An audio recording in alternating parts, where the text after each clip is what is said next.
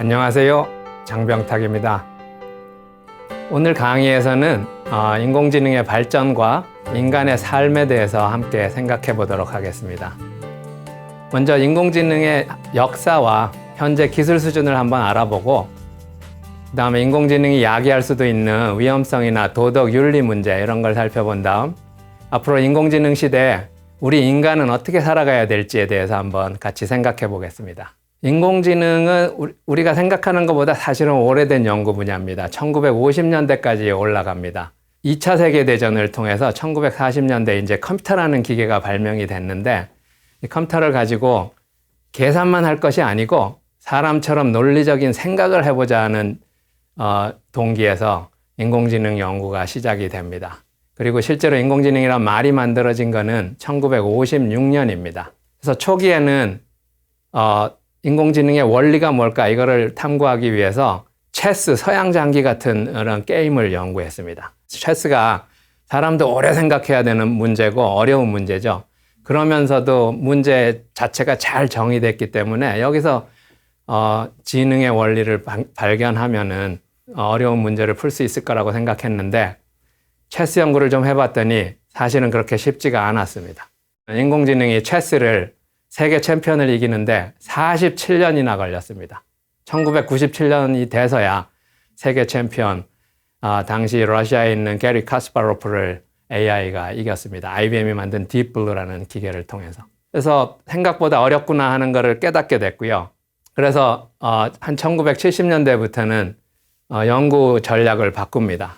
일반적인 인공지능의 원리를 탐구하는 대신에 문제 영역을 좁히고, 대신에 그 분야의 전문가들, 사람이 가지고 있는 지식을 기계한테 잘 넣어줌으로써 기계가 똑똑해지게 만들어서 아주 유용한 일을 할 수 있지 않을까 하는 전문가 시스템을 연구하기 시작합니다.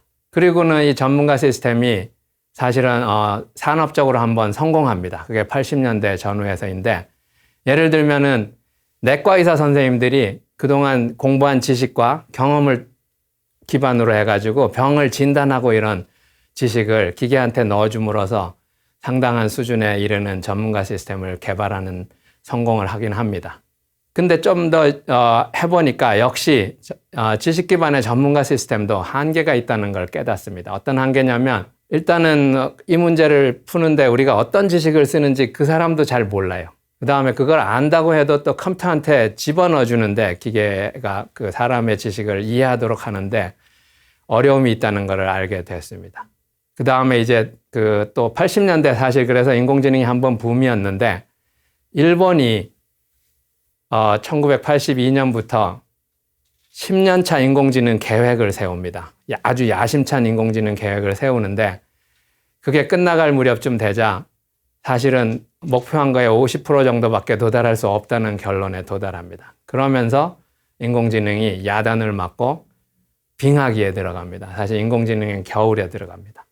그 인공지능 겨울이 사실은 꽤 길었습니다. 한 90년대부터 한 20년간 인공지능이 겨울을 맞이했는데, 그 사이에 대신에 과학적인 방법론을 새로 인공지능이 연구하기 시작합니다.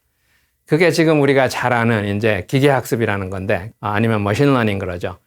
기계가 사람의 지식을 그대로 넣어준 것만 가지고 지능을 발휘하는 게 아니고, 이제는 데이터를 가지고 스스로 학습을 하면서 지식을 습득합니다. 그렇게 하면은 처음에는 잘 못할지도 모르지만 궁극적으로는 아주 지능이 계속 증가하는, 성장하는 이런 시스템이 될 수 있다는 신념하에 기계학습 연구를 시작하고요. 그 다음에 이제 또 다른 발전된 걸로, 예전에는 논리 기반의 결정론적인 의사결정만을 하는 거를 인공지능이 시도했습니다. 근데 이런 방법의 단점은 현실 세계에 있는 불확실성 이런 거를 잘 다루지 못합니다. 그래서 불확실성을 다루기 위해서 인공지능이 확률적인 추론에 기반한 기술들을 연구하고, 그 다음에 또 하나 좀 더 이제 로봇이나 사람과 같은 지능체, 지능형 에이전트라고 불렀는데, 이런 지능형 에이전트의 인지 아키텍처 같은 것들을 연구하기 시작합니다.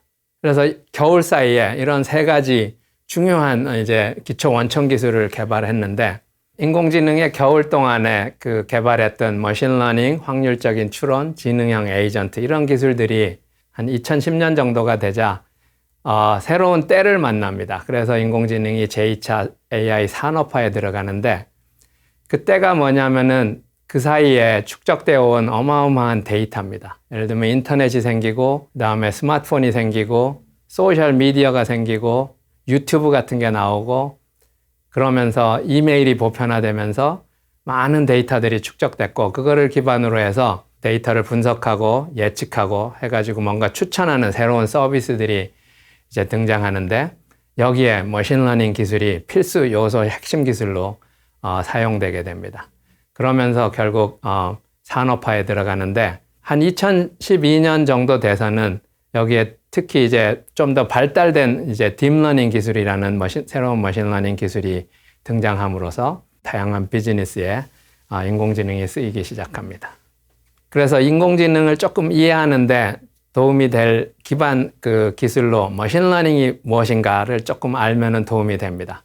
그래서 머신러닝이라는 건 뭐냐면은 기계가 사람처럼 스스로 데이터를 보고 경험을 통해서 스스로 학습을 해가지고 지식을 습득하고 스스로 성능이 향상되는 기술입니다. 대표적인 방법은 이제 사람 뇌를 닮은 신경망에 기반해가지고 기계가 학습을 하는 건데 이제 딥러닝이라는 거는 특히 딥하다는 거는 층이 많은 신경망이라는 뜻이고 그래서 깊은 신경망인데 아주 복잡한 문제를 풀 수 있는 새로운 머신러닝 기술입니다. 그냥 사람 사진을 많이 모아서 주면 학습하는 알고리즘이 그게 인공지능이 오래 연구한 겁니다. 저 같은 사람이 몇십 년 연구한 결과인데 그래서 학습을 기계가 스스로 해서 알고리즘을 기계가 스스로 짜줍니다. 그래서 사진을 주면 나중에 이 사진이 남자인지 여자인지를 구별해주는 이런 것들을 기계가 스스로 해냅니다. 알파고를 만든 딥마인드 사람들이 사실은 이세돌하고 바둑을 두기 전에 먼저 전자오락 게임에서 딥러닝 기술을 먼저 데모를 했는데요. 보면은 사람이 비디오 게임을 하는 거를 기계는 관찰만 합니다. 그 데이터를 관찰만 한 거죠. 그러면서 가르쳐 주지 않았는데 명시적으로 그 게임을 계속 반복해가지고 그 게임에서 점수가 많이 나는 방법을 기계가 스스로 학습해냅니다. 그래가지고 학습을 할수록 시간이 증가됨에 따라서 성능을 스스로 향상하는 이런 데모를 보였고요. 기본 원리는 사실은 시행착오입니다. 뭔가를 해보고 틀리면 교정한다. 그래서 그 중에 이제 하나가 강화학습이라는 건데 강화학습은 특히 뭔가를 해보는데 잘하면 상을 주고 못하면 벌을 줍니다. 우리 아이들한테 뭔가를 가르칠 때 잘하면 잘했다고 칭찬해주고 못하면은 좀 야단도 치는 것처럼 강화학습이 알파고가 바둑을 둘 때도 학습한 방법 중에 하나인데 예를 들면 두 발 달려가지고 인형처럼 걸어가는 그런 로봇이 있다고 하면 처음에 시행착오로 이렇게 저렇게 해보고 걸어가는데 좀 멀리 걸어가는 행동을 보여주면 상을 줍니다. 멀리 못 걸어가고 바로 넘어지면 벌을 주고 그래서 상하고 벌을 주고 계속 시행착오를 해보면 이 로봇이 멀리 걸어가는 행동을 스스로 학습을 해냅니다. 인공지능에게 상을 준다는 거는 한 행동이 좋으면은 그 행동을 다시 할 수 있도록 다음에는 확률을 높여줍니다. 그 다음에 벌을 준다는 거는 그 확률을 낮춰줍니다. 그래서 다음에는 더 하지 못하도록 하는 이런 효과를 가져옵니다. 일반인들한테 인공지능의 최근 발전이 많이 알려지게 된 계기는 사실은 2016년 정도 알파고를 통해서죠. 그렇기는 한데 이미 한 10년 전으로 돌아가 볼 수도 있습니다. 그거보다 한 10년 전에 2005년 정도에 어떤 일이 있었냐면은 아리조나 사막에서 자율주행 자동차 대회가 열립니다. 그래서 사실은 2004년에 처음 열렸는데 다 실패했고요. 2005년에는 132마일을 6시간 동안 자율주행을 해가지고 완주하는 차들이 5대가 생깁니다. 그리고 그 우승한 팀이 스탠포드 대학의 AI 랩인데 그래서 분명히 AI 기술이 자율주행 자동차가 가능하게 만든 기술입니다.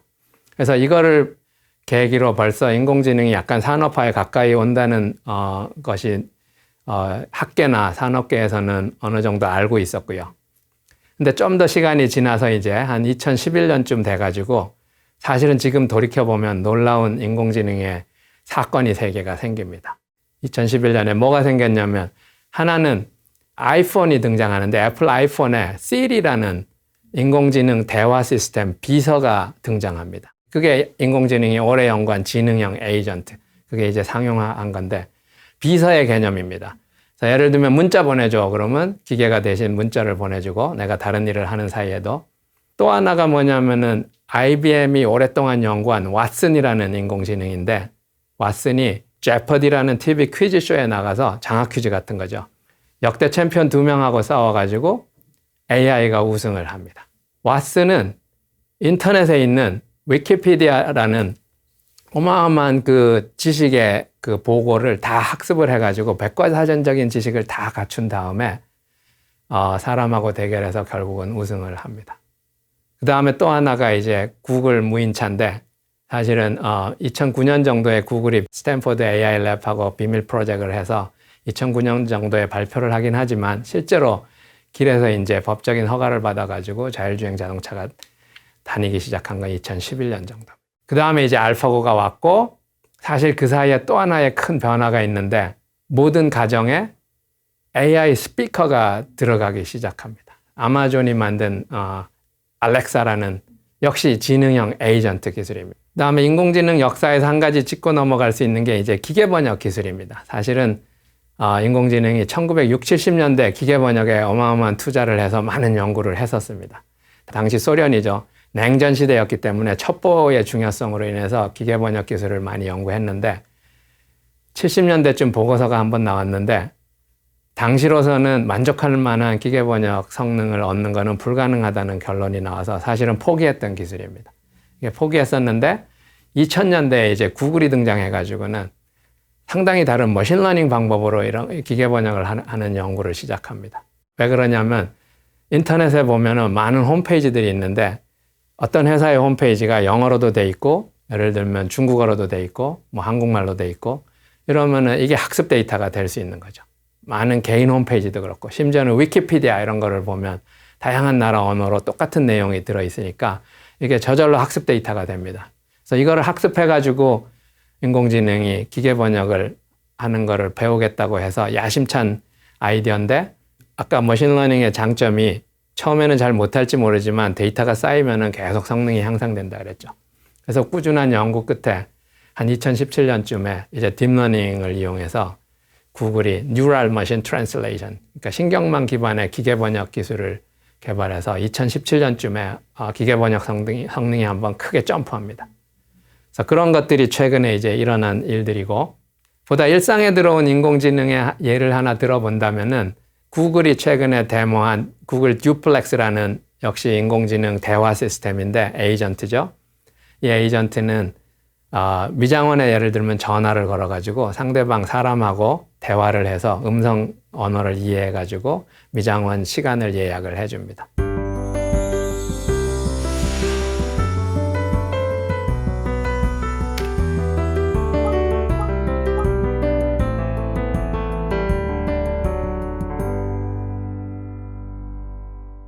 그 다음에 이제 아마존 같은 경우는 아마존 고라는 무인 샵을 만들고 있습니다.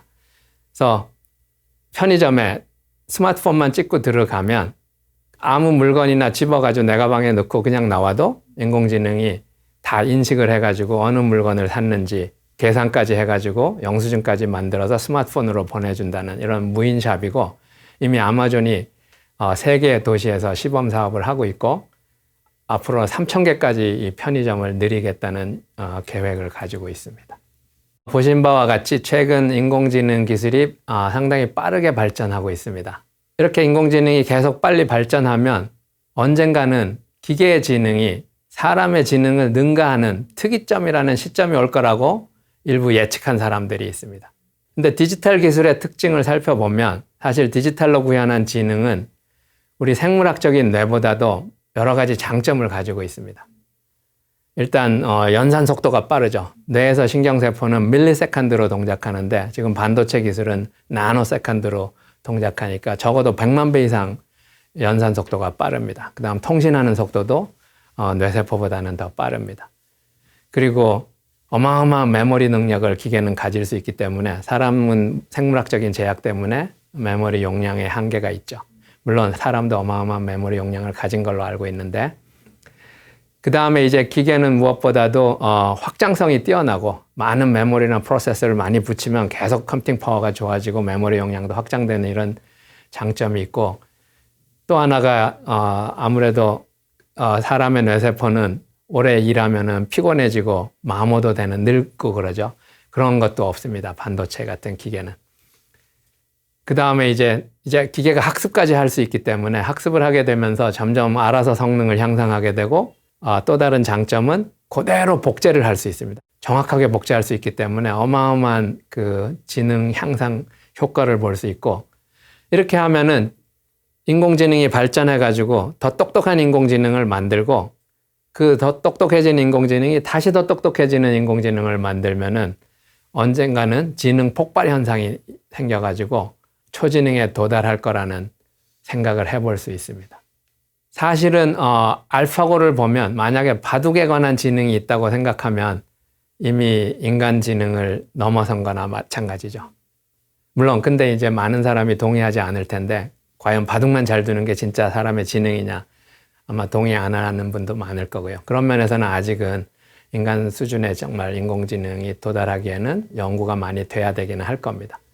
근데 적어도 어떤 특정한 분야에 있어서는 인간의 지능을 넘어서는 인공지능이 계속 아마 나타날 것이고, 그러면은 언젠가는 AI가 사람들에 대한 위협으로 다가올 수도 있다는 경고를 내리는 사람들도 있습니다. 과학자인 스티븐 호킹 같은 경우 인공지능이 인류의 마지막 발명품이 될 수도 있다고 경고했고요.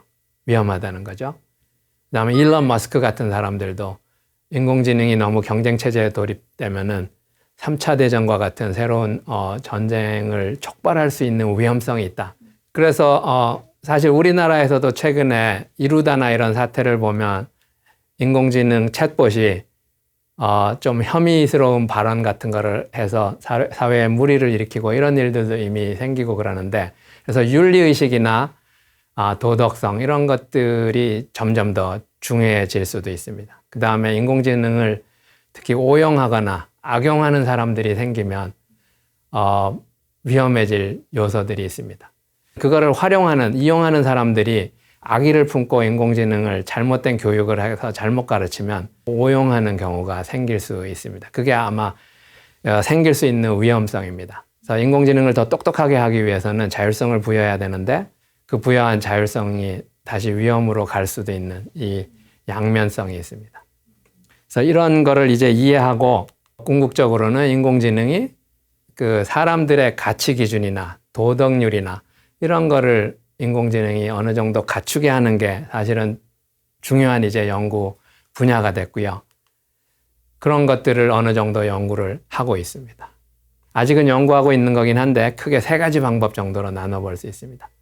하나는 AI한테 인간의 가치를 설정해 주는 겁니다. 마치 우리 예전에 초기의 인공지능이 사람의 지식을 기계한테 프로그래밍해서 자꾸 넣어준 것처럼 우리의 윤리 기준을 기계한테 코딩을 해주면 인공지능이 아마 그거를 따라서 실행을 할 테니까 어느 정도 우리가 통제를 할 수 있겠죠.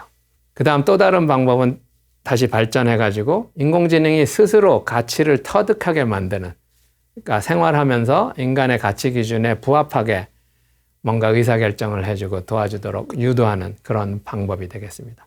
좀 더 근본적으로 생각해 보면 궁극적으로는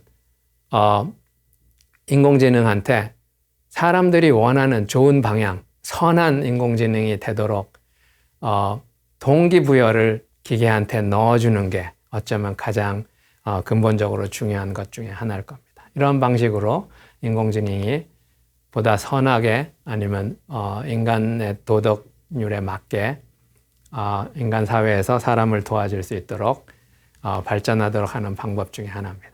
자, 이제 그러면은 인공지능이 분명히 우리한테 다가오고 있고 우리하고 같이 생활을 하게 되는데 앞으로 점점 과연 그러면 우리 인간은 어떻게 앞으로 살아가야 할까요? 인공지능하고 어떻게 지내야 될까요? 인공지능이 보면 우리한테 주는 혜택이 많습니다. 무슨 일을 수행할 때 훨씬 효율적으로 하게 해주고 생산성도 높여주고 경제성도 향상하도록 우리한테 도움을 줍니다. 이런 측면에서 보면 무조건 인공지능을 거부할 수는 없습니다. 적극적으로 수용해서 우리의 생산성을 향상하고 하려고 노력을 하기는 해야 됩니다. 왜냐하면 거부하면 개인적으로 보나 아니면 국가적으로 보나 산업적으로 경쟁해서 이제 밀릴 거기 때문에. 그렇지만 우리가 앞에서 벌써 논의한 것처럼 그러면 인공지능을 무조건 믿거나 안전하다고 생각하기도 조심해야 됩니다. 그래서 경우에 따라서는 공정성 같은 거를 위배하는 의사결정을 인공지능이 할 수도 있기 때문에 아니면 너무 상업화돼 가지고 커스터머들을 사실은 오도하는 이런 의사결정으로 유도할 수도 있기 때문에 조심스럽게 인공지능을 사용하거나 개발해야 되는 필요성이 있고, 그 다음에 무엇보다도 이제 사실은 모든 일자리 문제 이런 것들이 모든 사람한테 다가올 수도 있습니다. 사실 제가 생각하기에 지금 우리가 사람이 하는 모든 일자리를 당장 인공지능이 완전히 대체하는 것은 그렇게 쉬운 일은 아닙니다. 인공지능 기술이 아직은 많이 발전해야 되는데, 그렇지만 지금 일어나고 있는 일들을 보면 하나하나 이미 사람들이 하고 있던 일들을 인공지능이 도와주다가 결국은 언젠가는 상당 부분 대체할 가능성은 무시 못합니다. 결국은 올 수 있습니다. 그래서 그거를 미리 준비는 해야 되고, 그 다음에 어쩌면은 특히 국가에서 정책을 세울 때 아니면 교육을 할 때 이런 거에 대비해 가지고 미리 정책을 세우거나 준비하는 거는 중요하다고 생각합니다. 또 하나 이제 인공지능이 위험할 수 있는 거는 인공지능을 먼저 소유하는 사람들이 보통 그 신기술을 이용해서 먼저 부를 축적할 수 있습니다. 빈부격차가 더 심해질 수도 있는 이런 것들이 큰 우려일 수도 있는 부분이고, 이런 거에 대한 미리 대비, 논의 이런 것들도 중요한 것 같습니다.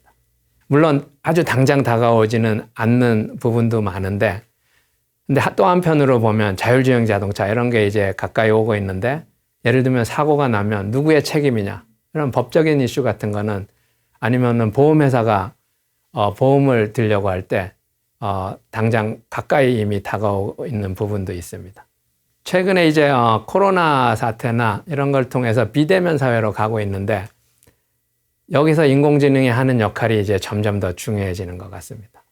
사실은 AI는 이미 현실 세계에 있던 것들을 가상세계, 디지털의 세계로 옮기는데, 그러니까 디지털 전환을 하는데 사실 핵심 요소 기술이 되고 있고, 이미 사실은 우리가 어떤 건물에 들어가거나 식당에 들어가거나 할 때 얼굴 인식해가지고 벌써 AI가 알아보고 온도 측정도 하고 해가지고 자동으로 등록까지 하는, 그러니까 일상생활에서 이미 인공지능을 경험하기 시작했습니다.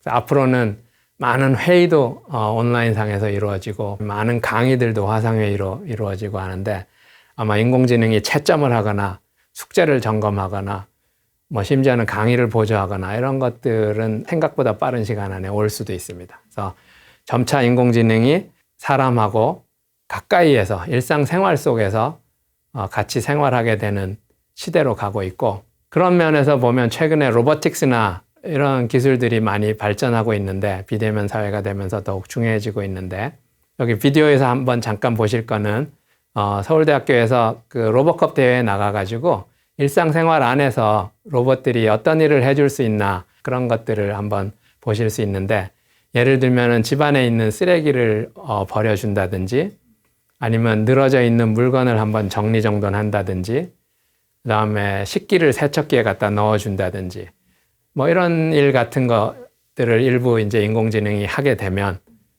나중에 이제 요양원 같은 데라든지 병원이나 아니면 심지어는 유치원 같은 데서 일부의 노동력을 어느 정도 보조해 주거나 도와주는 이런 일들이, 특히 비대면 사회에서 필요한 일들을 이제 AI가 하게 될 수 있을 것입니다.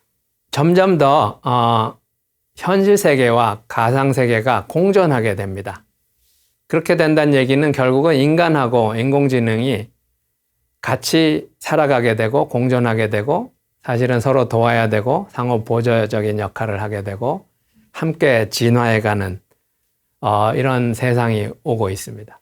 그래서 AI가 친구가 될 수도 있고, 그 다음에 도우미 역할을 할 수도 있고, 심지어는 영화 같은 데는 많이 나오는 얘기인데 노인들의 동반자 역할을 할 수도 있습니다. 지금 기술의 발전으로 보면 올 수도 있는 미래의 얘기이기는 합니다. 근데 이제 한 가지 또 우려해야 되는 거는, 이런 AI를 악용하는 사람들이 항상 있을 수 있기 때문에 인류의 윤리 수준이, 사람들의 윤리 수준이 인공지능을 통해서 사실은 향상돼야 되는 것이 근본적인 사실은 해결책일 수도 있는 것 같습니다. 그런 면에서 보면 인공지능이 결국은 사람들을 더 한 단계 발전하게 만드는 자극을 주기도 합니다. 그래서 지금까지 인공지능의 간단한 역사와 현재 수준을 한번 살펴봤고요. 그러면서 최근에는 AI가 스스로 학습을 하면서 어떤 주어진 문제에 대해서 학습 데이터를 많이 제공받기만 하면 스스로 문제 해결하는 것을 배워나갑니다. 근데 아직은 인간 수준의 인공지능으로 가기 위해서는 인공지능이 아직은 연구해야 될 게 많기는 합니다. 예를 들면 아직은 인공지능이 스스로 학습 데이터를 만들지 못합니다. 사람들이 다 학습 데이터 잘 만들어가지고 정제해 주기를 기다립니다. 그래서 스스로 그런 것까지는 못하고 사실은 어떤 문제를 풀어야 되는지도 AI가 생각해야 될지 모르고 그 다음에 가치 기준이나 이런 것까지 생각해서 더 좋은 일, 선한 일, 중요한 일 이런 거를 하는 거를 스스로 생각하고 이런 거는 아직 AI가 못하고 있고 이런 부분들은 여전히 사람들이 해야 될 새로운 연구 분야고 새로운 일자리입니다. 근데 이게 중요한 부분입니다. 좀 더 적극적으로 선제적으로 AI를 활용하면서 사람은 더 고급스러운 일을 하려고 하는 것들이 중요한 것 같고요. 그런 면에서 보면 그 다음에 인공지능이 또 사람의 가치 기준이나 이런 걸 갖춰가지고 좀 더 인류의 발전에 도움이 되는 일을 하도록 인본주의적인 AI 아니면 도덕적인 인공지능, 도덕적인 기계 이런 걸로 발전하는 거는 점점 더 중요해지고 인공지능 연구자들이 그런 것도 연구를 하고 있습니다. 오늘 강연은 여기서 마치겠습니다. 감사합니다.